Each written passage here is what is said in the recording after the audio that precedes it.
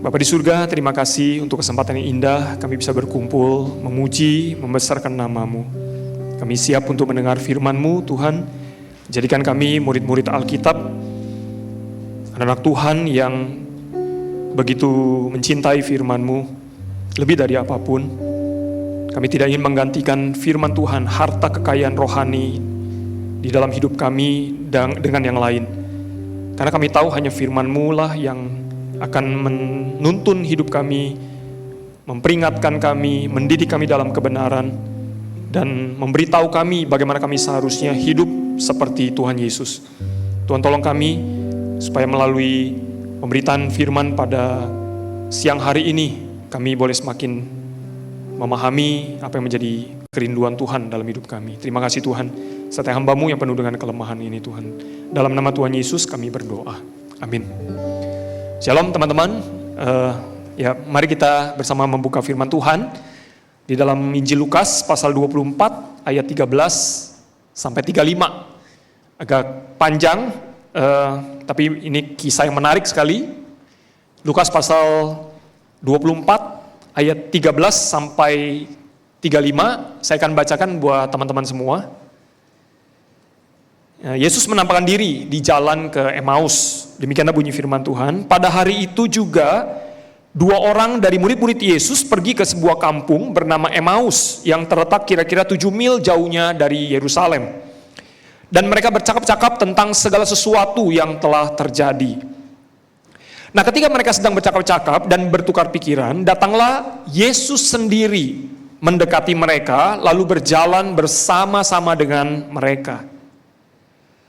Tetapi ada sesuatu yang menghalangi mata mereka sehingga mereka tidak dapat mengenal Yesus. Lalu Tuhan Yesus berkata kepada mereka, "Apa yang kamu percakapkan sementara kamu berjalan?" Kok kayaknya serius sekali begitu kan, kira-kira gitu ya. Maka berhentilah mereka dengan muka muram, dan seorang dari mereka namanya Kleopas menjawab Tuhan Yesus. Dia bilang begini, "Masa ada sih engkau satu-satunya orang yang di Yerusalem ya, yang tidak tahu apa yang terjadi di situ pada hari-hari belakangan ini? Maksudnya lu kok nggak gaul banget gitu, nggak tahu berita terkini, breaking news terkini begitu." Lalu kata Tuhan Yesus kepada mereka, "Apa beritanya?" Lalu jawab mereka, "Apa yang terjadi dengan Yesus orang Nazaret itu? Dia adalah seorang nabi yang berkuasa dalam pekerjaan dan perkataan di hadapan Allah dan di depan seluruh bangsa kami. Tapi imam-imam kepala dan pemimpin-pemimpin kami telah menyerahkan dia untuk dihukum mati dan mereka sudah menyalibkan dia. Padahal kami dahulu mengharapkan bahwa dialah yang datang untuk membebaskan bangsa Israel, tetapi sementara itu telah lewat 3 hari sejak semuanya itu telah terjadi. Beberapa perempuan dari kalangan kami telah mengejutkan kami. Mereka berkata pagi-pagi buta mereka sudah pergi ke kubur. Lalu mereka tidak menemukan mayat Yesus. Lalu mereka datang dengan berita bahwa telah kelihatan kepada mereka malaikat-malaikat yang mengatakan bahwa dia sudah hidup.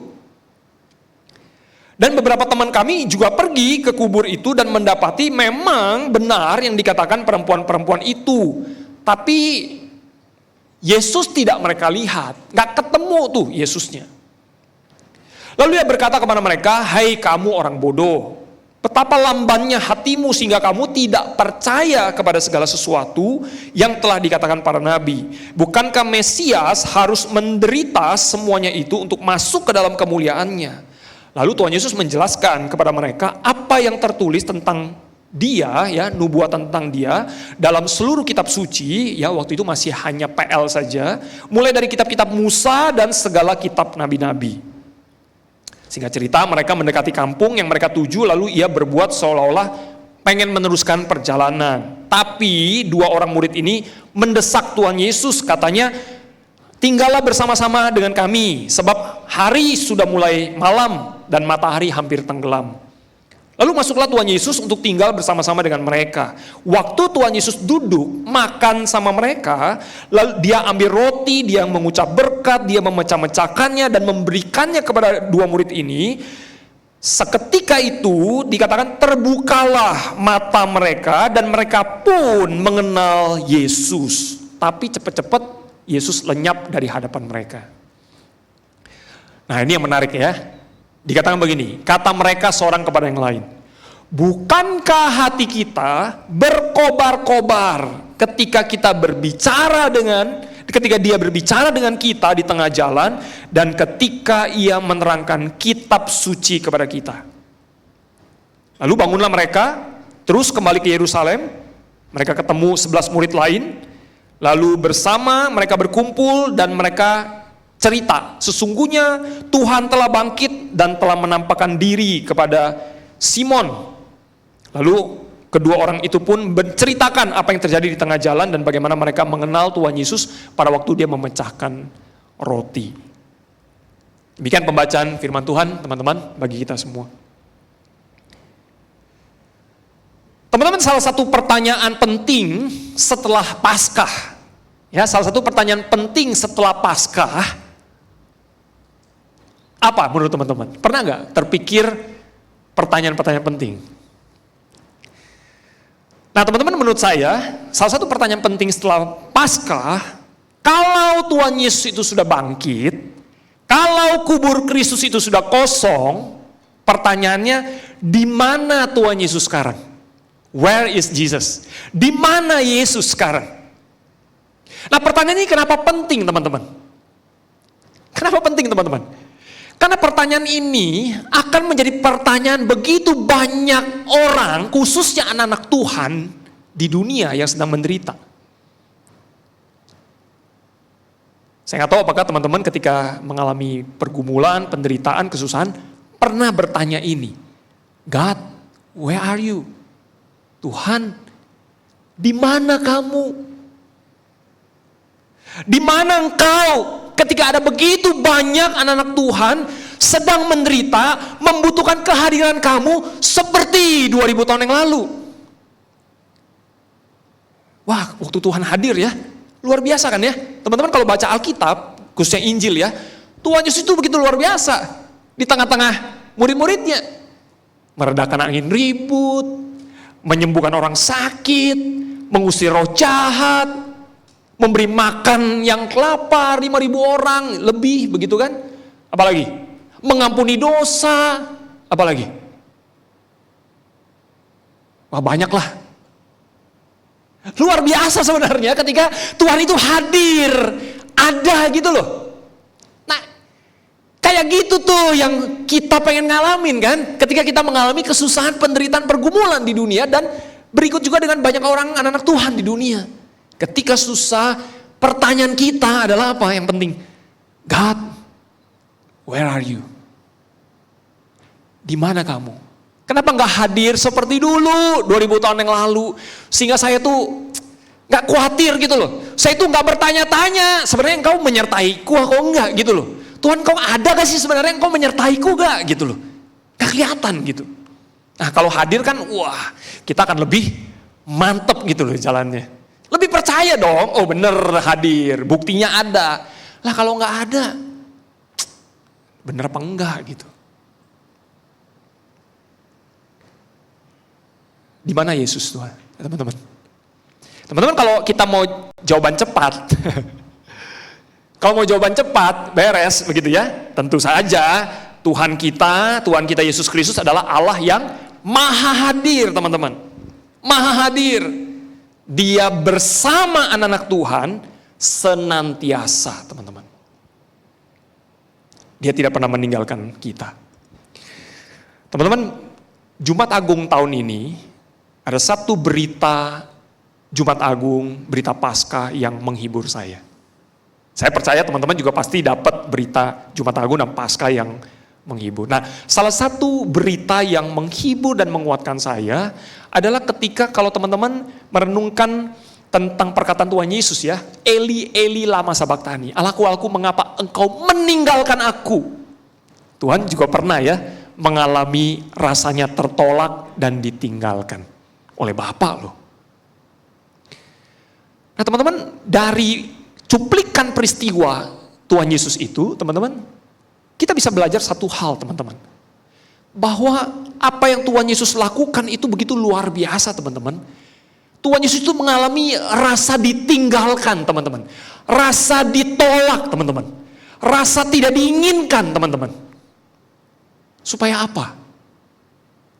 Supaya kita yang percaya kepada Dia tidak akan pernah mengalami perasaan seperti itu lagi sebenarnya.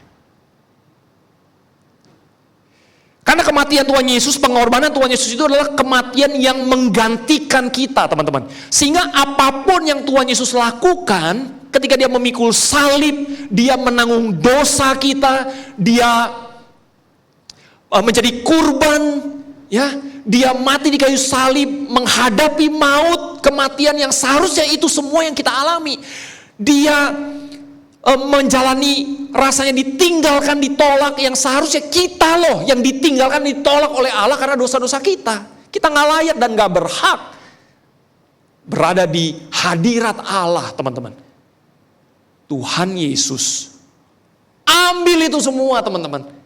Pikul itu semua, tanggung itu semua di kayu salib. Supaya apa, teman-teman? Supaya kamu dan saya tidak akan pernah mengalaminya lagi. Wah, itu berita Jumat Agung yang bagi saya luar biasa indah. Teman-teman, kamu gak perlu merasa ditinggalkan. Kenapa? Tuhan sudah alami itu buat kamu. Yang tersisa apa? Dia akan menjaga dan menyertai kamu selama-lamanya. Itu janji Tuhan. Aku yang pikul rasa ditinggalkan itu. Supaya apa? Kamu tidak pernah merasa seperti itu lagi. Nah, jadi teman-teman, kalau ditanya, di mana Tuhan? Jawaban cepatnya, Tuhan Allah yang maha hadir. Dia bersama kita senantiasa, dia tidak pernah meninggalkan kita, karena dia sudah pernah merasa tertinggal demi kita. Sehingga kita tidak akan pernah mengalami rasa seperti itu. Itu jawaban cepatnya, teman-teman. Tapi hari ini saya ingin teman-teman mengajak kita berpikir lebih dalam tentang keberadaan Tuhan Yesus. Dia punya alasan, teman-teman, mengapa dia harus meninggalkan dunia ini, naik ke surga, duduk di sebelah kanan Bapa.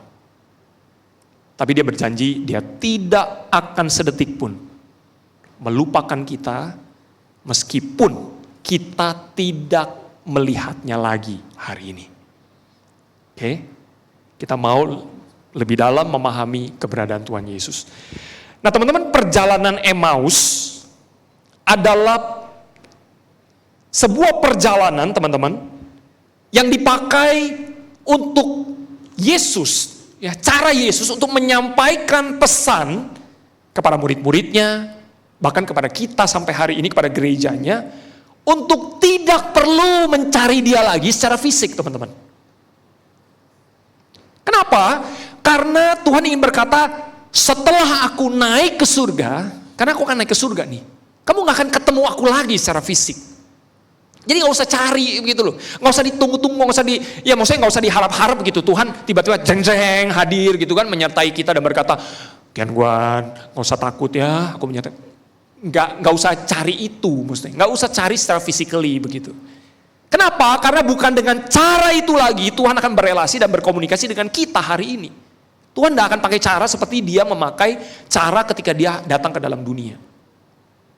Udah berbeda. Nah, di cerita perjalanan Emmaus inilah Tuhan menyampaikan pesan ini. Nah, teman-teman, mari kita lihat ya. Secara singkat saja diceritakan ada dua murid, teman-teman, yang bertemu Tuhan Yesus di sebuah perjalanan ke Emmaus. Tepatnya Tuhan Yesus yang menjumpai mereka. Nah, hanya memang diberitahu muridnya ini salah satunya bernama Kleopas. Nah, teman-teman, firman Tuhan mencatat ya, ketika mereka dikatakan sedang bercakap-cakap dan bertukar pikiran tentang peristiwa yang sedang terjadi, yang lagi hot news ya. Maka dikatakan datanglah Yesus sendiri, teman-teman. Datanglah Yesus sendiri. Autos. Mendekati mereka. Autos itu maksudnya gini. Betul-betul Tuhan Yesus gitu loh. Bukan jelmaan, bukan fata morgana, bukan kayaknya, begitu. Bukan. Tapi betul-betul Tuhan Yesus sendiri. Autos. Mendekati mereka, lalu berjalan bersama-sama mereka. Tapi dikatakan di situ ada sesuatu yang menghalangi mereka sehingga mereka tidak bisa mengenal Tuhan Yesus. Kita nggak tahu itu apa, tapi nggak tahu aja itu Tuhan Yesus. Padahal itu Tuhan Yesus. Nah, ini ironis kan ya? Ini ironis sebenarnya. Tuhan Yesus sendiri loh, autos, fisik datang ngomong. Tapi mereka nggak kenal karena ada sesuatu yang menghalangi mereka. Ini ironis memang. Nah, lu mau lihat kan? Nih gua kasih lihat, tapi ada penghalang, begitu kan? Nah teman-teman, menarik sekali bahwa Tuhan Yesus memang sengaja tidak ingin dua murid ini mengenali dia secara kasat mata, teman-teman. Nah ada apa? Nah, singkat cerita, kedua murid ini cerita kepada Tuhan Yesus, wah lu gak gaul, lu gak tahu nih trending topik hari ini, begitu kan? Wah diceritain, ini loh, wah itu kan berita tentang apa? Penyalipan, kebangkitan Yesus di ayat 19-24 teman-teman. Lalu Tuhan Yesus tegur mereka, mengingatkan mereka akan perkataan dia sendiri waktu sebelumnya dan perkataan para nabi yang memberitakan tentang nubuatan Mesias yang digenapi oleh Tuhan Yesus. Jadi Tuhan memberitakan firman Tuhan kepada mereka, mengajarkan firman Tuhan. Nah lalu mereka minta Tuhan Yesus tinggal sama mereka waktu sudah malam gitu. Lalu ketika Tuhan Yesus memecahkan roti, ya kayak semacam perjamuan kudus begitu kan, memecahkan roti. Barulah, nah dikatakan di situ, penghalang mata mereka itu hilang. Sehingga mereka sadar, wah Tuhan Yesus. Tapi Tuhan Yesus cepat-cepat pergi. Nggak nongkrong lagi gitu, pergi. Gitu. Nah kalimat kuncinya teman-teman, itu di ayat yang ke-32 tadi teman-teman. Dikatakan apa teman-teman? Bukankah hati kita berkobar-kobar ketika apa teman-teman? Lihat Yesus? Kenal Yesus? Enggak teman-teman. Bukankah hati kita berkobar-kobar ketika apa? Dia berbicara kepada kita di tengah jalan. Dan ketika dia menerangkan kitab suci kepada kita. Perhatikan teman-teman. Ini pesan yang Tuhan ingin katakan kepada mereka. Apakah mereka sudah mengenali Tuhan Yesus waktu Yesus berbicara dengan mereka dan menerangkan kitab suci? Kenal gak? Nggak kenal, nggak tahu itu Tuhan Yesus. Kenalnya waktu kapan? Waktu Tuhan memecahkan roti. Tapi waktu Tuhan menceritakan tentang perkataan firman itu semua, mereka tidak mengenali Yesus. Tapi hati berkobar-kobar.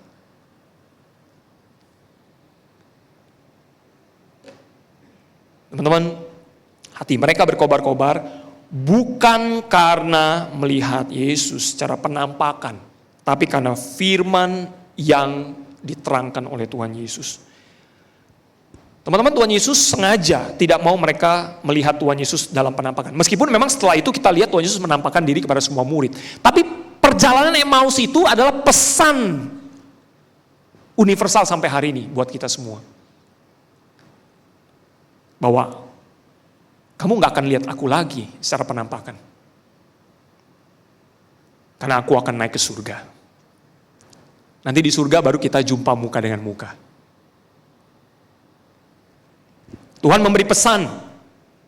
Mulai hari itu. Dia ingin berkata, murid-muridku, gerejaku, orang-orang percaya, domba-dombaku, sampai hari ini termasuk kita semua. Yang ingin lihat Yesus. Yang ingin mengalami Yesus. Yang ingin merasakan kehadiran Yesus. Yang ingin menikmati persekutuan dengan Tuhan Yesus. Melalui apa? Firman Tuhan. Firman Tuhan teman-teman. Ketika firman dibaca, ketika firman direnungkan, ketika firman diberitakan, Tuhan hadir di sana teman-teman. Di dalam Yohanes pasal 14 ayat 23, Tuhan berkata begini, jika seorang mengasihi aku, dia akan menuruti firmanku, dan Bapakku akan mengasihi dia, dan kami akan datang kepadanya, dan diam bersama-sama dengan dia. Perhatikan ya, jika seseorang mengasihi aku, dia akan menuruti firmanku, dan Bapakku akan mengasihi dia, dan kami kami akan datang kepadanya dan diam bersama-sama dengan dia. Jadi pada waktu firman kita baca, kita renungkan, kita dengar, Tuhan hadir di sana teman-teman, secara spiritual. Memang tidak lagi secara fisik. Gitu.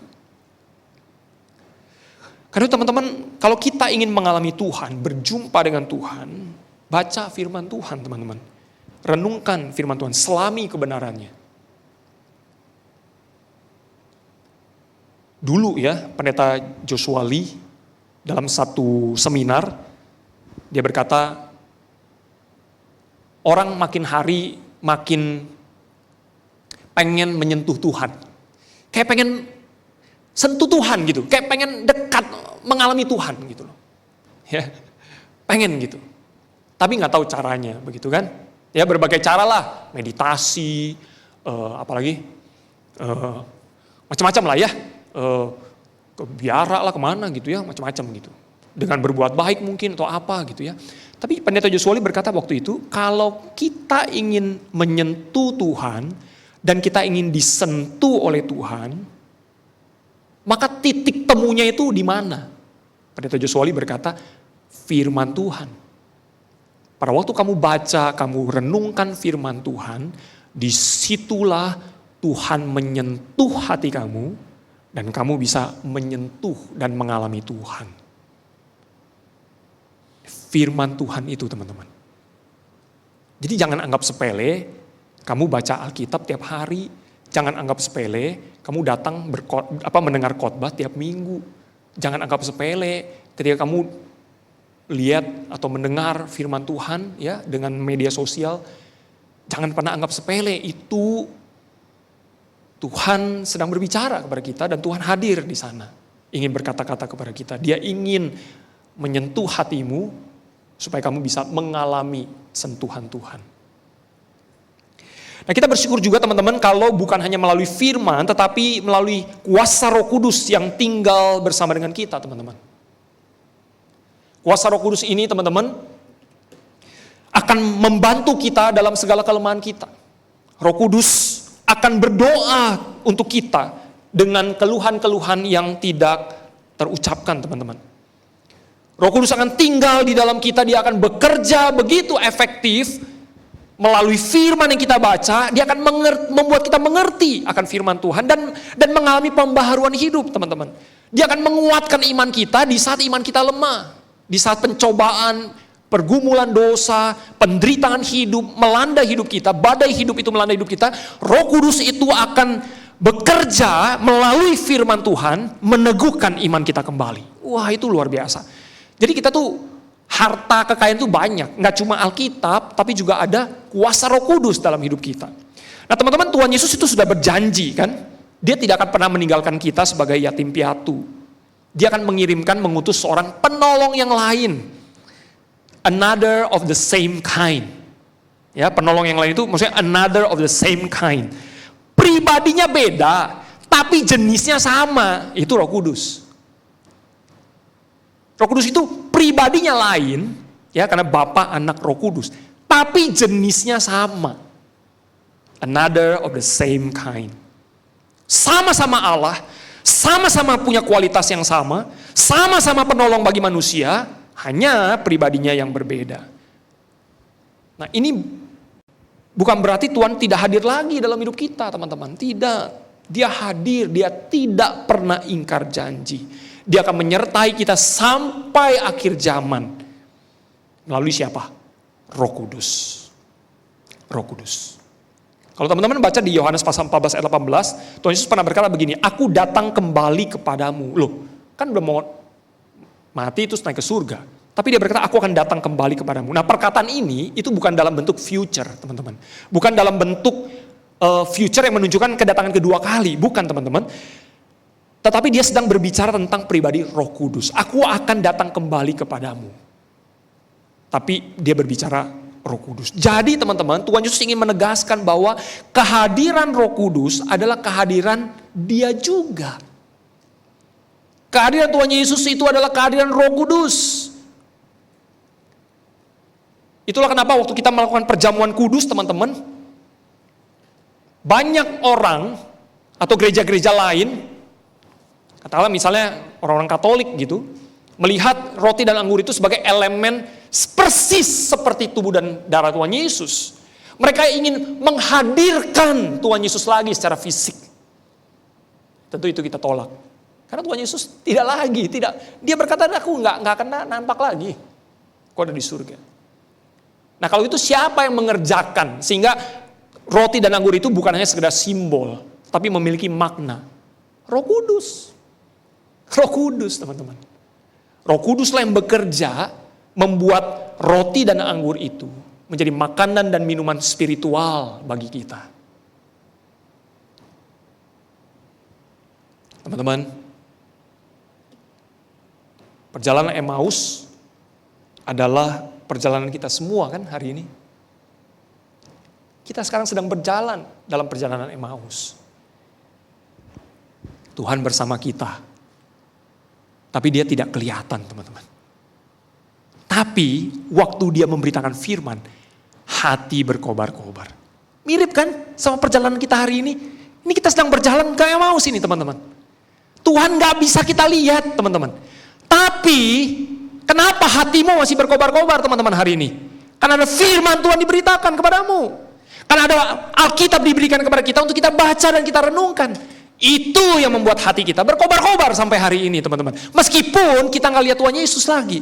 Meskipun ketika di tengah-tengah pergumulan yang berat, kita menanti-nantikan Tuhan. Tuhan nggak kelihatan, Tuhan nggak ada. Tapi kenapa hati kita bisa tetap tenang, damai, sejahtera? Karena ada firman yang menguatkan kita, teman-teman. Dan ada Roh Kudus yang menjadi penolong dan penghibur dalam hidup kita. Karena itu kita jangan hidup seperti orang yang tak berpengharapan. Tuhan kita memikirkan kita sedemikian rupa. Tidak pernah putus penyertaannya. Dari dulu, sekarang, sampai selamanya. Dia pikirkan kita sedemikian rupa, sehingga kita tidak ada sedetik pun tidak terperhatikan. Semua Tuhan sediakan bagi kita yang percaya kepada Dia. Kurang apa kekristenan, teman-teman ya? Luar biasa ya Tuhan kita ya. Teman-teman, apakah hatimu masih berkobar-kobar? Itu pertanyaannya. Masih berkobar-kobar gak engkau membaca Alkitab, mendengar khotbah? Masih gak berkobar-kobar gitu?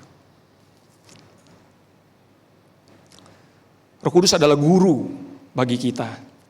Dia mengajar kita. Karena firman Tuhan kita butuhkan setiap hari. Firman Tuhan itu lengkap loh teman-teman. Senjata bagi peperangan rohani kita. Seorang bernama Carl Elsener teman-teman ya. Dia adalah perancang alat bedah sebenarnya dari Swiss. Perancang alat bedah kedokteran. Tahun abad ke-19 teman-teman. Lalu dia juga bekerja selama bertahun-tahun untuk apa? Menyempurnakan pisau yang dipakai para tentara waktu itu. Nah hari ini orang mengenalnya dengan nama Swiss Army. Pisau Swiss Army teman-teman. Pisau lipat dengan segala macam alat teman-teman ya. Satu benda, berbagai macam alat, ada pisau, gergaji, gunting, kaca pembesar, pembuka kaleng, obeng, penggaris, tusuk gigi, pen. Sebut apalah, banyak. Ini yang saya keluarin baru versi apa namanya ini ya? A la carte ya. Belum lengkap ini. Ada yang sampai segini teman-teman. Bukanya aja pegel ya. Bawa kantong udah gak bisa dah. Kalau gini kan naik gunung gampang ya. Tapi ada yang segini tebelnya begitu. Jadi buka satu-satu macam-macam lah begitu ya. Mungkin ada handphone kali atau ada apa kali. Gede. Ada itu. Cari dah di internet. Ada. Nah teman-teman semua benda-benda itu ada dalam satu alat gitu loh. Jadi kalau camping bawa benda ini aja sebenarnya kita merasa wah gua ready lah untuk bertahan hidup begitu kan. Nah teman-teman kita membutuhkan sesuatu untuk memperlengkapi kita bertahan hidup secara rohani kan di dunia yang penuh dengan dosa ini. Nah Tuhan memberi kita firman. Semacam pisau rohani. Swiss Army rohani untuk jiwa kita teman-teman. Lengkap teman-teman. Apapun ada, mau tanya apapun ada sebenarnya. Cuma kita mau cari, mau gali, mau pelajari gak gitu ya. Teman-teman, yuk kita baca lagi dan belajar lagi firman Tuhan. Nah, pertanyaannya belum terjawab. Di mana Tuhan Yesus kan gitu ya. Nah, Tuhan kita tadi seperti saya sampaikan sudah naik ke surga. Dan dia duduk di sebelah kanan Bapa. Untuk apa sih? Dia naik ke surga dan duduk di sebelah kanan Bapa. Dia harus teman-teman ke sana untuk kebaikan kita. Ya, tapi tentu saja yang pertama adalah the enthronement, teman-teman, of our King. Dia harus naik ke surga karena apa? Karena dia layak untuk ditinggikan dan dinobatkan menjadi raja, begitu. Nah, teman-teman, kita jangan bayangkan ketika dia naik ke surga duduk sebelah kanan Bapa, itu kayak ada kursi besar gitu kan. Lalu Bapa duduk di tengah, di sampingnya ada kursi kecil, itu untuk Tuhan Yesus duduk begitu. Bukan seperti itu, teman-teman. Bukan juga menunjukkan bahwa Tuhan Yesus lebih rendah posisinya daripada Bapa karena dia duduk di sebelah kanan, gitu kan. Ini cuma Perdana Menteri nih, cuma wakil nih, begitu. Seakan-akan dia punya kualitas kealahan yang lebih rendah. Tidak, teman-teman. Ini bukan menunjukkan sebuah kualitas yang lebih rendah. Duduk di sebelah kanan Bapa itu menunjukkan penghormatan tertinggi, teman-teman. Dari manusia kepada Tuhan, kepada Allah. Itu memang tempat Tuhan yang seharusnya, yang sebelumnya dan yang seharusnya. Dia kembali ke surga setelah menyelesaikan misi keselamatan di dunia, teman-teman. Teman-teman, duduk Yesus bukan berarti Tuhan Yesus itu lelah. Duduk Tuhan Yesus bukan berarti dia pasif dan dia tidak berbuat apa-apa. Sebaliknya, duduk Tuhan Yesus berarti dia bertahta sebagai raja di atas segala raja dan Tuhan di atas segala Tuhan. Dan dengan setia, teman-teman, dia bekerja dalam segala hal untuk kebaikan kamu dan saya. Teman-teman, maukah kita kembali merajakan dia? Ya, He is our King, teman-teman. Worship Him, honor Him, respect Him, trust Him, pursue Him, and talk to Him.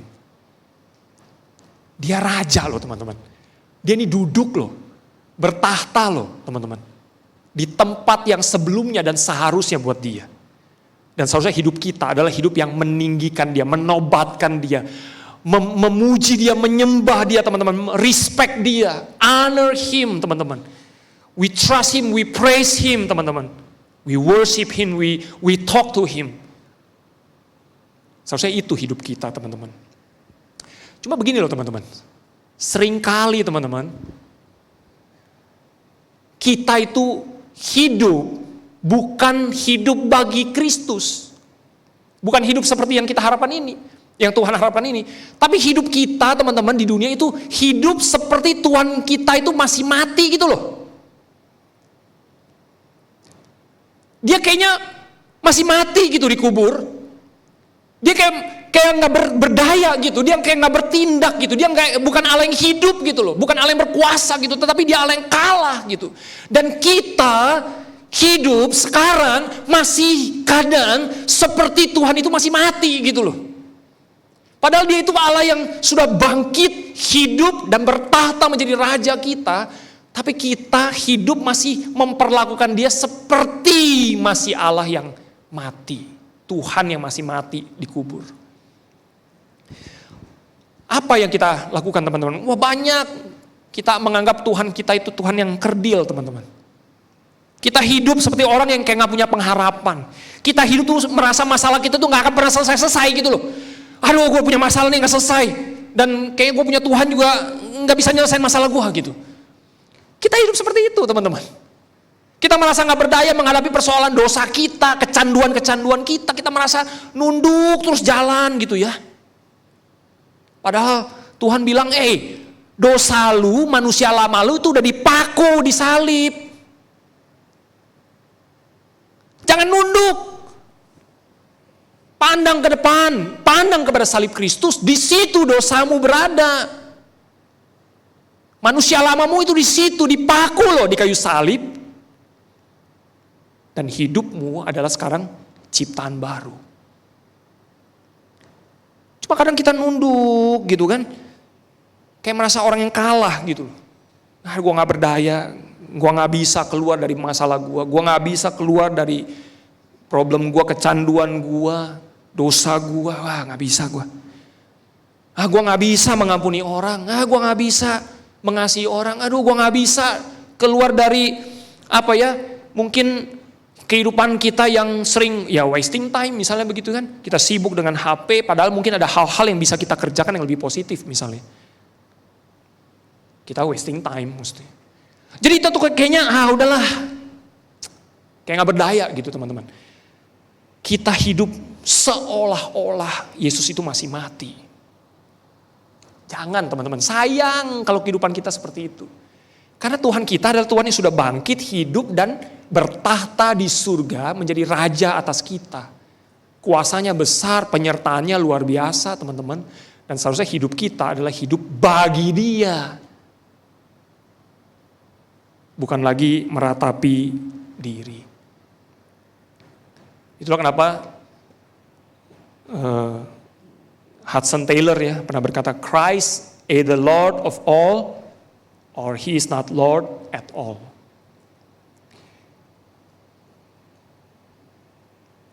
Kalau Kristus bukan Tuhan atas segala sesuatu dalam hidup kita, maka Dia bukan Tuhan yang akan bisa.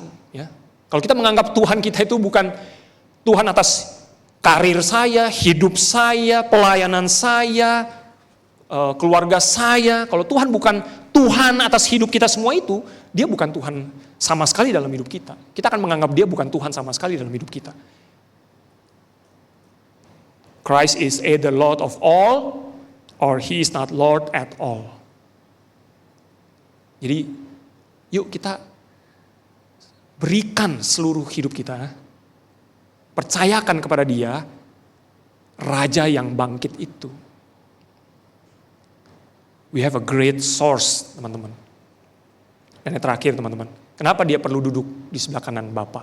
Karena Dia memang ditinggikan, tapi yang kedua, Dia akan menjadi selalu pembela kita. He is our advocate.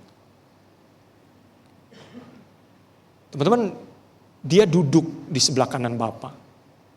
Tapi ketika si Stefanus teman-temannya di Kisah Rasul 7:55, Stefanus dikatakan penuh dengan Roh Kudus menatap ke langit lalu melihat kemuliaan Allah dan Yesus berdiri di sebelah kanan. Nah, bingung kan? Ini makanya kita perlu belajar firman Tuhan ya.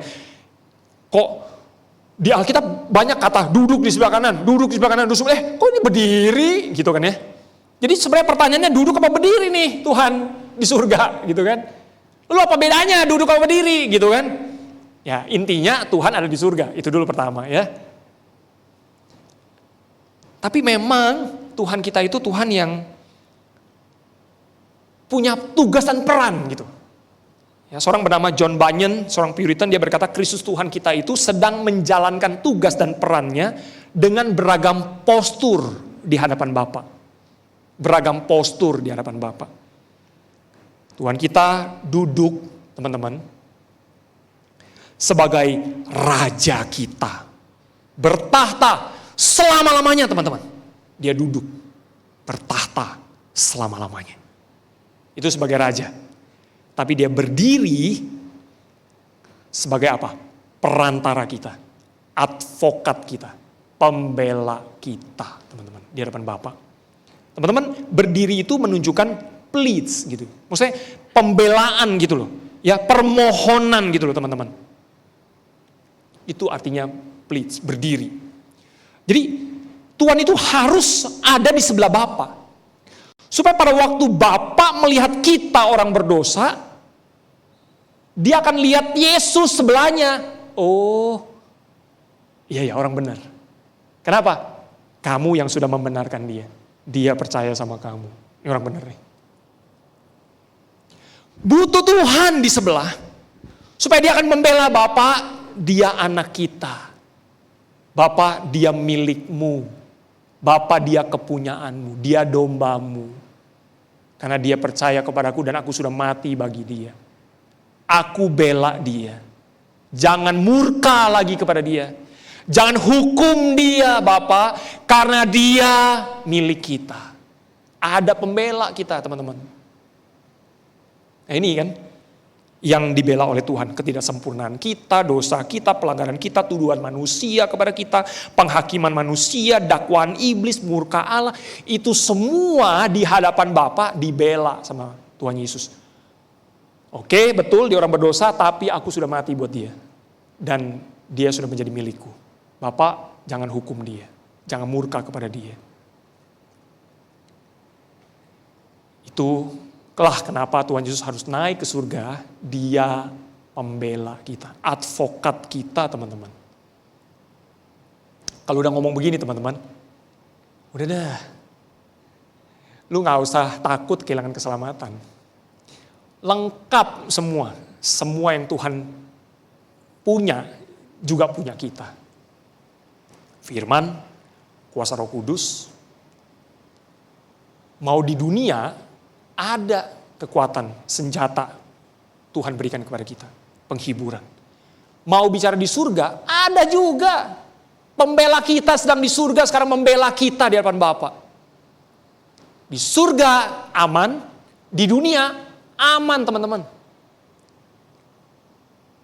Betapa mulia, betapa indah Tuhan Yesus yang kita punya.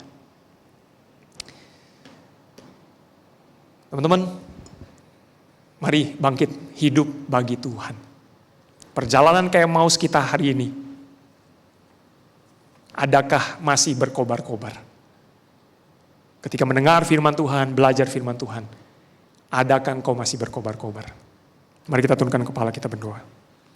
Tuhan, terima kasih kami boleh belajar firman-Mu. Kami percaya Engkau hadir tengah-tengah kami, memberkati firman yang kami dengar, kami renungkan. Supaya hidup kami hidup yang terus berkobar-kobar. Karena kami boleh mendengar firman-Mu dan kuasa Roh Kudus yang tinggal di dalam hati kami sebagai orang percaya.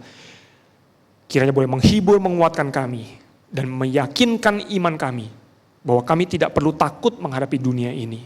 Kami punya Tuhan selalu bersama kami yang ada di surga bahkan sekarang menjadi pembela kami di hadapan Bapa. Kami tidak akan takut dan khawatir. Kami punya jaminan keselamatan yang begitu luar biasa di dalam Tuhan Yesus. Inilah menjadi kekuatan penghiburan kami menjalani hidup ini. Kalau kami mengalami penderitaan Tuhan, kami yakin penderitaan di dunia ini tidak sebanding dengan kemuliaan yang Tuhan sudah sediakan bagi kami. Ini iman kami Tuhan, jadikan kami pengikut-pengikut Engkau, murid-murid Tuhan yang setia. Dalam nama Tuhan Yesus kami berdoa. Amin. Tuhan berkati ya teman-teman.